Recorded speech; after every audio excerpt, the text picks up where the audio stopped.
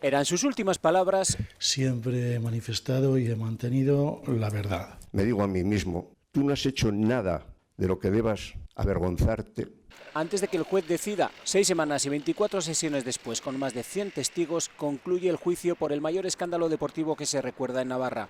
El denominado caso Osasuna queda visto para sentencia con una absolución, la del exjugador del Betis y hoy del Racing de Santander, Jordi Figueras, y el mantenimiento de la petición de penas para el resto de los 11 encausados, salvo para este hombre, el exgerente Ángel Vizcay, de quien todo comenzaba tras su confesión a la Liga, y para quien el fiscal pide una rebaja de pena de cárcel de 14 a casi 6 años por eso mismo, por haber confesado.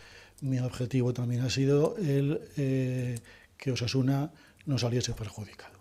Confesiones que no se le quitan de la cabeza a su expresidente. Me han pasado 1000 veces por la cabeza qué le pasó al señor Vizcay para hacer lo que hizo y declaró en el mes de enero.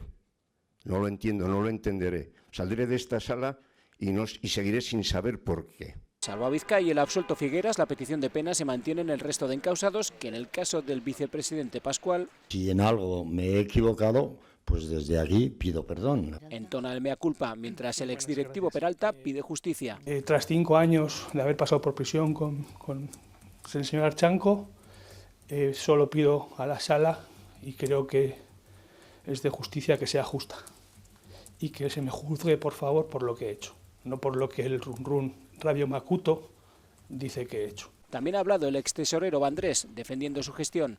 Me da vergüenza o pudor decirlo, pero creo que hice todo lo que debía, todo. Hice muchísimo más de lo que me correspondía. Y el exdirector de la Fundación, que tras decir esto... 1820 días desde aquel 6 de marzo de 2015. Hemos sufrido de una manera cruel y hemos vivido en el infierno. Y sueño con que salga la sentencia cuanto antes. Visto un caso cuya sentencia se espera en breve, puede que incluso antes de Semana Santa. Pueden abandonar la sala.